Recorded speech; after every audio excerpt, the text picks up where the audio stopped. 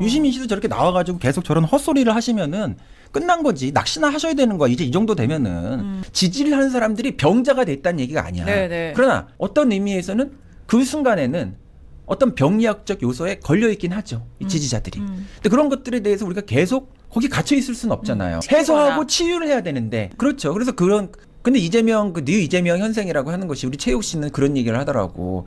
뉴 이재명 현상이면 이재명을 뭔가 좀 그거 하는 얘기를 해야 되는데, 그 사람이 거기 나와가지고 뭔가 뭐 폄하하고 뭐 이렇게 어두운 얘기를 하고 있다는 거야.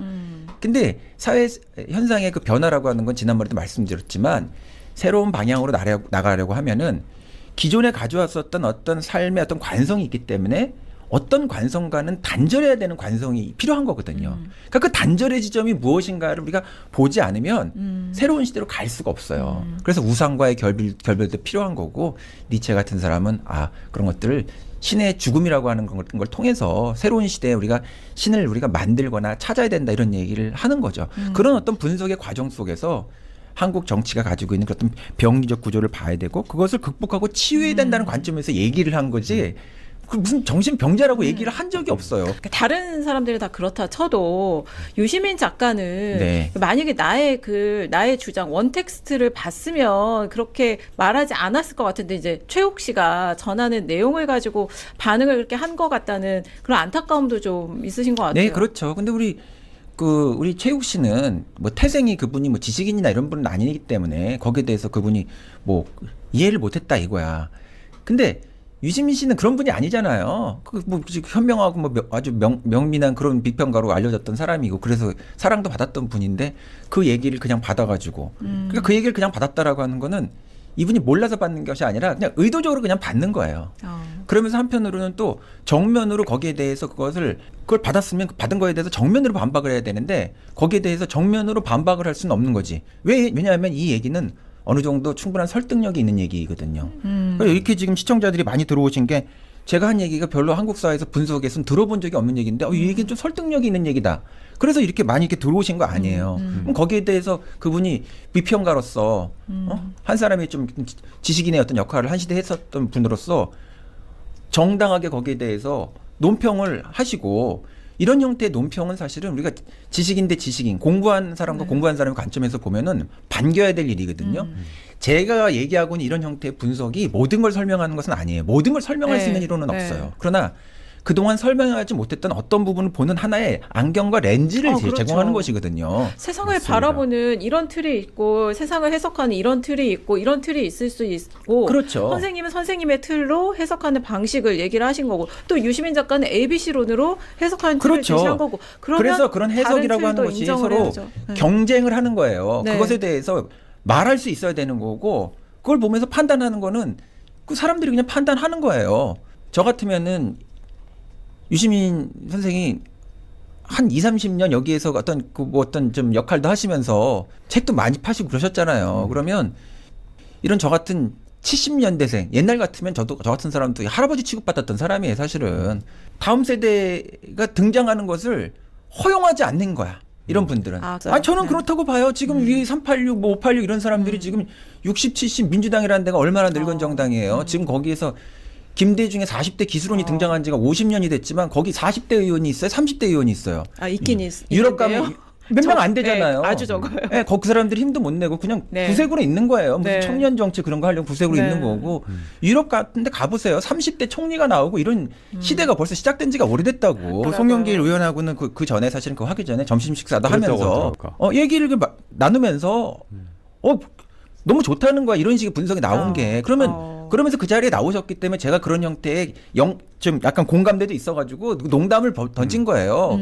그러니까 여기 보시는 분들 사이에서 송영길 의원을 뭐 욕되겠다. 그런데 여러분들 수준에서 이런 대화를 생각하지 마세요. 다른 관점과 다른 방식으로 이루어지는 그런 대화도 있는 거야. 아니 이게 지금 무슨 모택동의 시대예요? 아니면 무슨 뭐 중국의 뭐의 시대예요? 지금 중국 정치를 얘기할 때 그 늙은 사람들이 나와가지고 거기에 대해서 무슨 바둑 두는 것처럼 이런 걸 얘기를 하는데, 민주당도 어느새 그렇게 됐다고.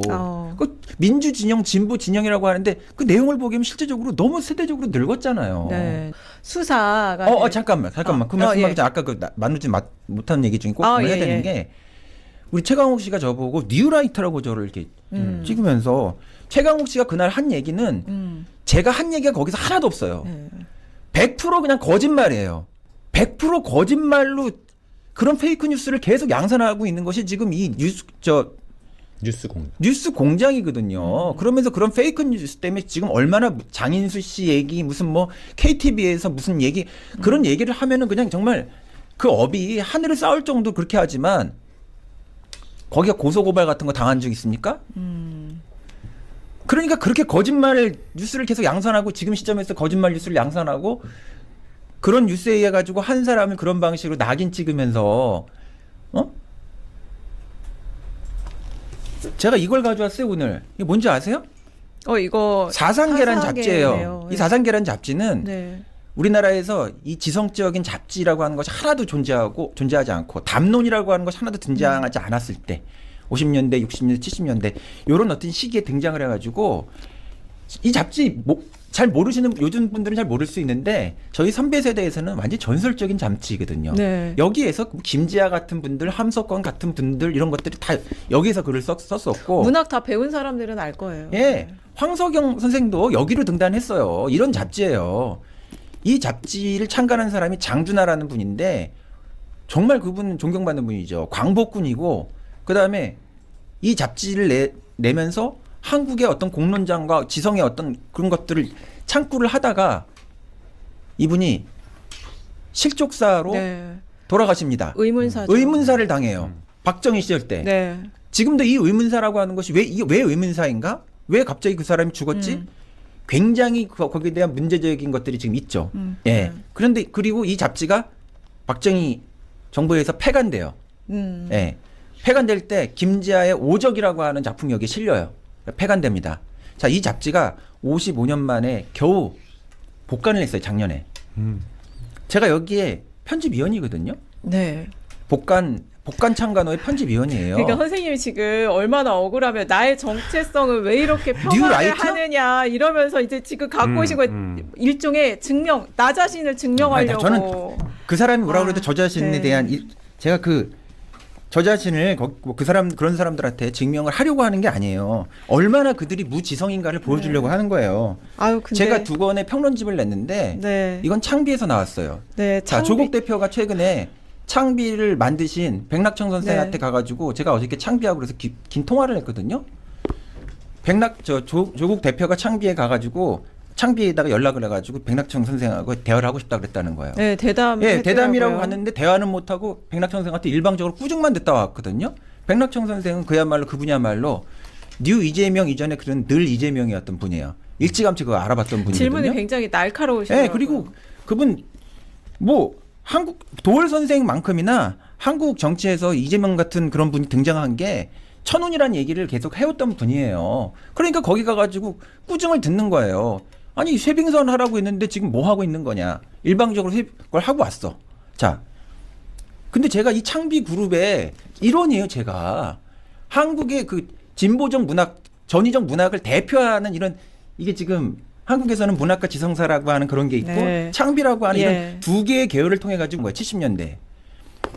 그 그룹에 제가 일원이 된 사람이란 말이에요. 이런 비평집은 평론집은 아무나 책을 내주는 게 아니에요. 이 소설도 나오고 시도 나오고 많은 책이 나오지만 이 평론이라고 하는 거는 자기 출판사가 가지고 있는 정체성을 네. 대변하는 사람이라고 생각하기 때문에 그 논리를 사유를 대변하고 사유를 끌고 갈 수 있는 사람에게 내기 때문에 아주 평론집이 내기가 되게 어려워요. 네. 서울대 교수라고 여기 창비 평론집을 내는 게 아니에요. 여기는 이런 데서 제가 2권의 평론집을 낸 사람인데 그 사람이 저보고 저거 어떻게 해야겠네 뭐 이런 식으로 막 얘기를 하더라고. 삿대질을 하면서 약간의 지적 성실성이라든가 그 메신저가 어떤 사람인가에 대한 네. 약간의 그것만 이해만 있다면 뉴라이트라고 얘기를 하면서 허지않은 무슨 일본의 무슨 뭐 이런 것들을 찬양하는 어떤 그런 사람이라고 얘기하면서 그런 식으로 낙인을 찍고 민주화의 역사를 부정하는 사람이라고 하고 민주주의 역사를 하나도 모르는 사람이라는 거야. 네.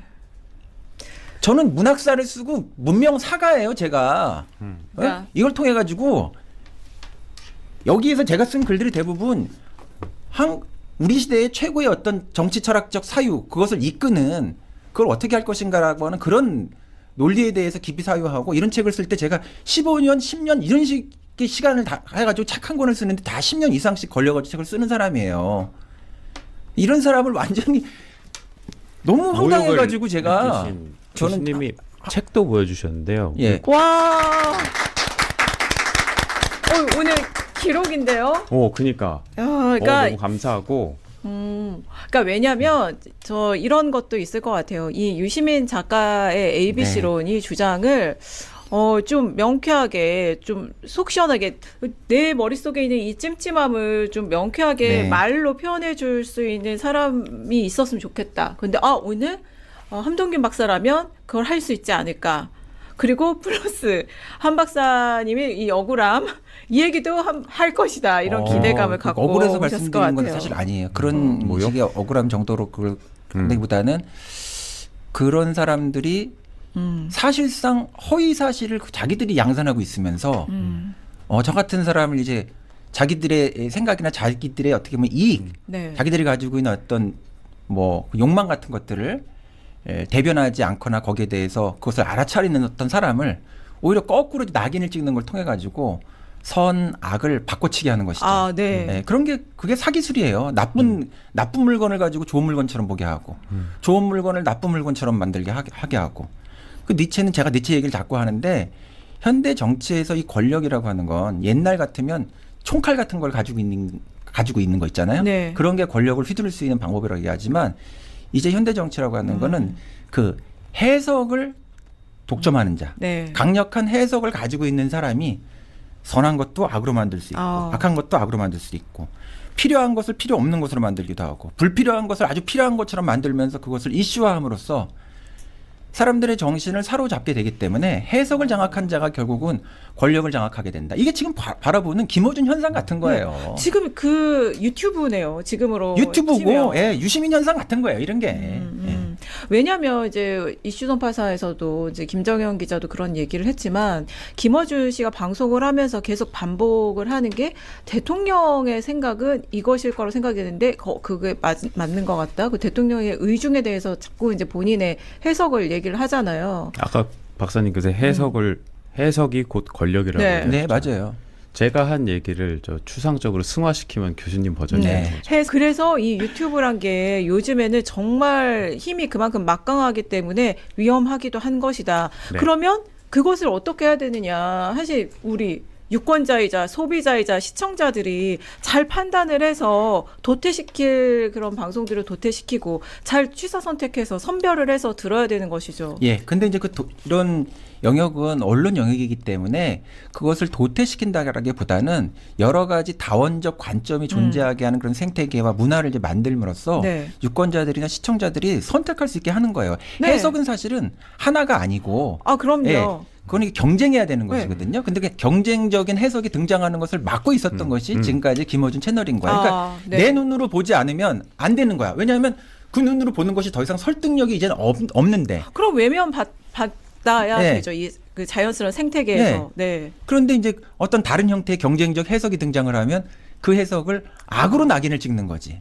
그럼 그것은 그래서 틀린 해석이 아니라 다른 해석이에요. 근데 다른 해석이 힘을 얻게 되면 세대가 교체가 되는 거야. 유시민 씨도 저렇게 나와가지고 계속 저런 헛소리를 하시면은 끝난 거지. 낚시나 하셔야 되는 거야. 이제 이 정도 되면은.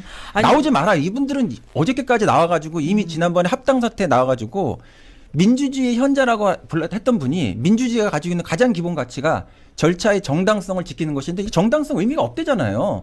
끝난 거예요. 이런 정도 얘기를 하면 그들의 민주주의라는 게 도대체 뭐냔 말이야. 그게 그 전에 그 독재 권력이 있었지만 이 독재 권력이 그 국가 공권력을 가지고 있긴 했지만 도덕적 정당성을 가지고 있지는 못했거든요. 네. 그렇기 때문에 시민의 어떤 저항이나 이런 것들이 네. 폭력적인 어떤 즉 권력을 가지고 폭력적인 어떤 도구를 가지고 있지 않았지만 거기에 대해서 완전한 어떤 승리나 사람들을 제압하지 못하고 시민들의 저항이라고 하는 것들이 계속 지속될 수밖에 없었던 게 민주주의라고 하는 것이 과정의 정당성이 중요한 것이다라고 하는 그런 대의명분 하나 때문에 결국 지금 수권 세력이 지금 민주정이 된 것인데 그렇죠. 그 가치를 폐기하는 얘기를 하는 사람이기 때문에 이 사람의 민주주의는 완전히 사기고 사입이에요. 이거는 끝난 거예요. 더 이상 이런 데 나오면 안 돼 이 사람은. 어저께 그런 얘기 정도까지 해가지고 타인을 공격하는 거 보세요. 그런 방식으로. 아니 벌어지지 않은 일을 가지고 지금 계속 얘기하고 있고 앞으로 이렇게 될 거야. 노스트라다무스예요? 뭐 유스트라다무스예요 지금? 그리고 어떤 그 사람이 머릿속에 들어가가지고 저건 어떤 사람이야, 어떤 세력이야. 액션화되지 않은 것을 가지고 이렇게 얘기하는 거는 우리 무슨 SF 영화 찍어요? 보면 있잖아요. 어떤 SF 하면서 미래 톰 크루즈 나온 영화 중에 그런 거 있었잖아. 미래에 가가지고 이 사람이 네. 범죄 저지를 사람이라고 가지고 미리 잡아둔 막 족치고 뭐 감옥에 가두는 거.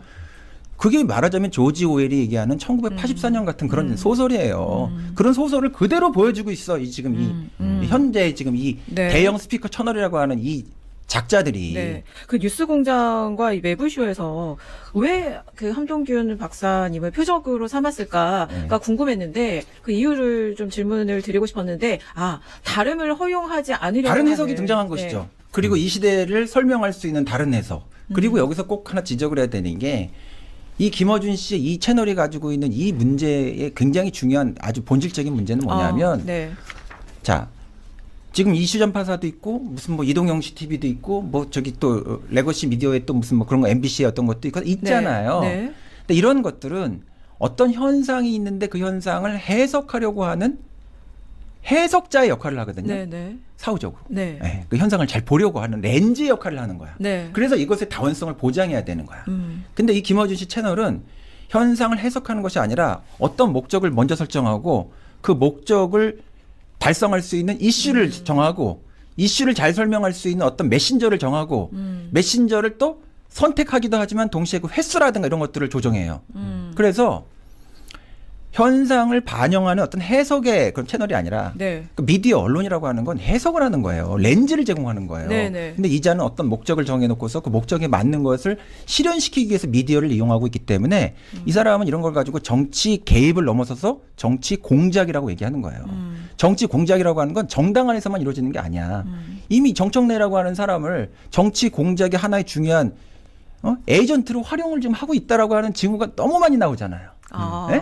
그러니까 뭐가 있으면 거기 가가지고 뭘 얘기를 하고 거기 가가지고 무슨 뭐 지령받고 거기 가서 칭찬받고 여기에서 했던 얘기하고 여기 했던 얘기가 똑같은 논리를 통해 가지고 이루어지고 시민의 합당 같은 것도 시민의 아젠다도 아니고 정부의 아젠다도 아니고 그죠? 국민의 필요성도 아니고 심지어는 당원도 모르고 옆에 있는 최고위원들도 모르는 그런 짓을 하고 있는데 그것하고 똑같은 얘기를 유시민, 김어준 씨는 비슷한 시기에 같은 방식으로 얘기를 하고 있어요. 아니 그래서 백낙청 교수도 이제 조국 대표를 악당들. 그러니까 합당의 정당성에 대해서 계속 왜 정청래 대표가 이유가 없네 왜 합당을 이렇게 제안을 한 것으로 보이냐고 조목조목 질문을 하시더라고요. 그게 네. 그건 이제 유시민 씨가 네. 하는 말인데 이거 뭐 재래식 화장실에 뭐 들어가야 되는 언론처럼 네. 그렇게 하는 건데 지금이야말로 이제는 이게 무슨 레거시냐 아니면 유튜브냐 이게 아니고 이미 이 유튜브 시대라고 하는 것들이 지금 한국일보가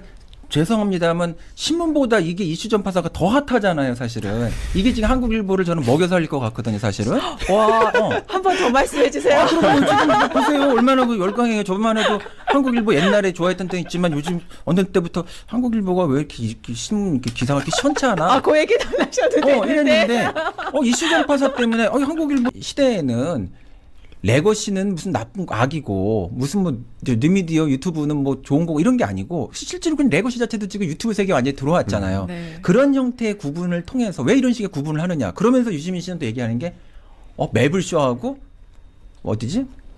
김어준 뉴스공장에만 네. 자기는 가서 얘기하겠다. 거기만 네. 인정하겠다는 네. 거야. 네. 그런 악당들 채널에 가가지고 얘기를 하면서 지금 이런 페이크 뉴스를 이렇게 양산하면서 지금은 오히려 김어준 씨가 저번에 그 장인수 사건 같은 거 네. 그런 어떤 게 있었을 때 자기가 사과하지 않고 그렇게 얘기하잖아요. 프로페셔널은 이런 것들 정보처 알리지 않는 거고 이렇게 큰 폭탄을 터뜨려 놓고 그 취재원을 알리지 않잖아. 그죠? 근거도 희박하고 이러면서 그러니까 뭐 많은 분들이 저 뉴스 여기서도 얘기하는 것도 봤고 여러분들이 봤어요. 아니 기성 언론에 있는 분들은 아니 프로페셔널이라고 하는 건 원래 이런 거라고 황당한 거야. 이제는 오히려 프로페셔널의 세계가 어떤 것인가를 진짜 보여주셔야 될 때 왔어요. 아니 그러니까 이게 레거시는 레거시의 역할을 잘 하고 네. 유튜브 같은 뉴미디어의 역할을 잘 하고 각자의 역할을 잘 해야 어쨌든 그것이 이 뉴스 생태계가 잘 돌아가는데 도움이 될 거잖아요. 그런데 이제 유시민 작가는 이제 레거시를 이제 재래 언론, 재래식 언론이라고 표현을 하면서 재래식 화장실 뭐 좋아하는 사람이 누가 있어요? 그거 해우소 아니잖아요. 우리 절에 가면 마음 평온해지는 그런 해우소 말하는 게 아니라 그런 악질적인 말이 어디 있습니까? 네, 그러니까 없어져야 돼. 모든 게 낙인 굿대. 찍기잖아요, 그게. 네. 그러니까 그런 표현을 쓰면서 레거시 없어도 요즘은 유튜브가 다 모든 걸 더 상세하게 레거시가 맥락 자르고 일부만 표현해서 왜곡하는 것도 유튜브는 그렇지 않으다 다 보여줘요. 그러니까 장점만 있는 매체는 없잖아요. 근데 레거시는 레거시의 장점, 레거시의 강점을 잘 살려서 제 역할을 해야 되는 것이고. 액션, 그 행위에 대해서만 구체적으로 부분적으로 재판을 하는 거지 이 인간이 악마이기 때문에 재판하는 게 아니란 말이에요, 사실은. 네. 그런 게 이방인 같은 소설에서 나오는 거 아니에요. 어떤 행위에 대해서 얘기를 해야 되는데 이 인간을 그냥 인격적으로 보면서 저건 엄마 장례식 때 눈물을 흘리지 않은 놈이니까 저거 완전히 불순 세력이다, 이상한 놈이다. 그렇게 해가지고 사형 선고를 주는 거하고 뭐가 다릅니까? 그런 걸 옛날에 독재 정권이 했단 말이에요. 그냥 그 빨갱이다, 저거 전라도 사람이다. 어떻게 이런 짓거리들을 계속 반복을 하면서 거기서 괴물이 됐냐고 이렇게 지금. 제가 네. 김어준에 대해서 얘기하는 건 과거를 얘기하는 게 아니에요. 그거에 지금 민간이라고 하는 게. 네.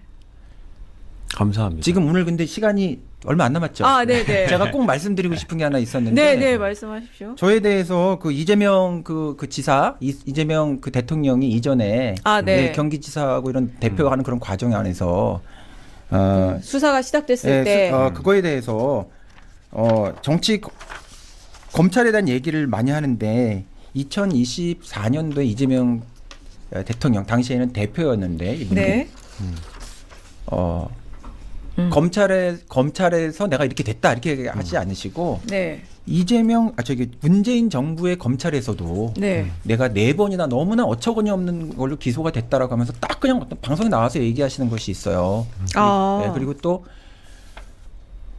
그러니까 우리가 해석이라고 하는 건 당시에는 우리가 잘 몰라요. 그렇지만 네. 해석은 늘 사후적으로 있는 정보를 조각을 맞춰가지고 해석하는 것이거든요. 그런 거에 대한 기사는 되게 많아요. 저 민정수석이나 법무부 장관이나 그다음에 대통령 그런 수준에서나 이런 어떤 검찰이 그런 것들을 통제할 수 있는 건데 이런 형태의 수사에 대해서 이게 방치한 게 아니냐. 이런 식의 합리적 질문과 의심을 그냥 한 거예요. 제가. 저는 그냥 문제 제기를 한 거고 제가 거기에서 승인한 게 아니냐라고 하는 그런 표현을 쓰긴 했어요. 네, 그러나 그건 저는 사실을 단정해서 쓴 게 아니고 해석의 영역이라고 생각하고 이거 가지고 뭔가 다투려고 하면은 법에 거르세요. 그래가지고 제가 한번 이걸 가지고 이것이 어느 정도까지 해석이 될 수 있고 어느 것이 사실 판단 영역인지에 대한 법리적인 것을 한국 정치 안에서 제가 한번 다퉈보고 싶어요. 만약에 저를 한번 그거 하려고 하면. 근데 이런 문제를 가지고 그다음에 제가 조국 대표에 대한 것들을 한정해서 얘기한 것이 아니라 대통령이건 아니면 민정수석이건 그렇게 할 수 있는 거 아니냐라고 하는 그런 정도의 얘기를 이제 한 거예요. 근데 이제 거기에 대해서 이제 이분은 단정적으로 승인 이렇게 했다라고 해서 단정적으로 얘기를 했는데 이걸 가지고 저는 법리적으로 다퉈보려고 하면 다퉈보고 싶어요. 자, 그리고 이걸 가지고 저는 그것은 저의 얘기가 아니기 때문에 사실이 아닌 것을 썼다고 생각하거든요. 저도 명예훼손으로 걸 수 있다고 생각해요, 이 사람들. 네. 자, 왜냐하면 제가 낙인을 찍었기 네, 때문에. 홍사훈 쇼에서 이제 딱 그 인용한 대목 아까 제가 소개한 그렇게 이제 인용을 했거든요. 그걸 인용을 했는데 인용을 하자마자 그렇게 해가지고 얘기를 해가지고 저를 완전히 악질적인 이상한 사람으로 만들어가지고 이게 악당들이지 이건. 이게 악당들이지 이건. 뉴스공장 채널이 뭐 구독자가 많잖아요. 동시 접촉자 수가 몇십만 되는데 완전히 뭐 이상한 사람이 된 거예요. 자, 그러자 바로 그것을 공당의 대표라고 하는 조국 대표가 자신의 페이스북에 저의 사진까지 딱 해가지고 지명 수배하듯이 이런 자가 허위적인 사실을 좀 공표하고 있고 승인한 게 아니냐라고 하는 그런 표현을 쓰긴 했어요. 승인한 게 아니냐라고 하는 그런 표현을 쓰긴 했어요. 망상과 뭐 이런 어떤 걸 했다라는 그런 식으로 쓰셨어요. 일단 저는 이 김어준 채널 같은 이제 수준 그대로 쓰셨다 하더라도 네. 조국 대표는 공당의 대표잖아요. 네. 그 대표가 하는 것과 밑에 있는 구성원, 우리가 회사에 있을 때 밑에 있는 구성원들이 얘기하는 것하고 그 회사의 회장은 달라야 되거든요. 근데 똑같은 방식의 이런 액션을 취한다는 거에 대해서 이분이 리더의 자격이 있나 이런 생각이 들어요. 그리고 어떤 것을 얘기를 할 때 보면 우리가 메신저가 어떤 사람인가를 봐야 되잖아요. 저라는 사람이 아까 그래서 보여드린 거예요. 근데 이분은 제가 어떤 사람인지에 대한 최소한의 확인의 어떤 그런 절차도 없이 본인이 불과 며칠 전에 찾아가가지고 백낙천 선생하고 그 얘기를 하고 그랬는데 제가 그 그룹에 있는 사람이라니까요. 근데 그런 사람을 놓고서 무슨 현명하고 뭐 아주 명민한 그런 비평가로 알려졌던 사람이고 그래서 사랑도 받았던 분인데 지식인데 지식인 공부한 사람과 공부한 사람의 관점에서 보면은 유시민 선생이 한 2, 30년 여기에서 어떤 좀 역할도 하시면서 책도 많이 파시고 그러셨잖아요. 유시민 씨도 저렇게 나와가지고 계속 저런 헛소리를 하시면은 끝난 거지. 낚시나 하셔야 되는 거야. 이제 이 정도 되면은 이 사람의 민주주의는 완전히 사기고 사입이에요. 이거는 끝난 거예요. 더 이상 이런 데 나오면 안 돼. 이 사람은 어저께 그런 얘기 정도까지 해가지고 타인을 그 공격하는 거 보세요. 그런 방식으로. 아니 벌어지지 않은 일을 가지고 지금 계속 얘기하고 있고 앞으로 이렇게 될 거야. 노스트라다무스예요? 뭐 유스트라다무스예요 지금? 똑같이 막 인식이 똑같더라고. 이 사람은 무슨 뭐 망상 아주 괴상한 사람인 것처럼 저걸 하면서 그리고 설령 제가 괴상한 사람이라고 하더라도 제가 법원에 불려가도 우리 무죄 추정의 원칙이라는 게 있잖아요. 사람의 초상권을 갖다가 이렇게 해가지고 본인이 법학자라며 서울대 법대 교수라며 이렇게 많이 보는 그런 거 안에서 어떤 것만 인용하는 것하고 사람의 사진을 거기다 노출해가지고 지나가는 사람들이 그날부터 이틀 전부터 저를 다 알아보는 거예요. 지나가면서. 저는 이런 게 말하자면은 그냥 집단 이지매 같은 거 비슷한 것이거든요. 제가 처음으로 약간 이 얘기를 하면서 약간의 신변의 위협 같은 걸 느꼈어요. 이틀, 3일 전부터. 이재명 대통령이 그런 거 아니에요. 그 테러.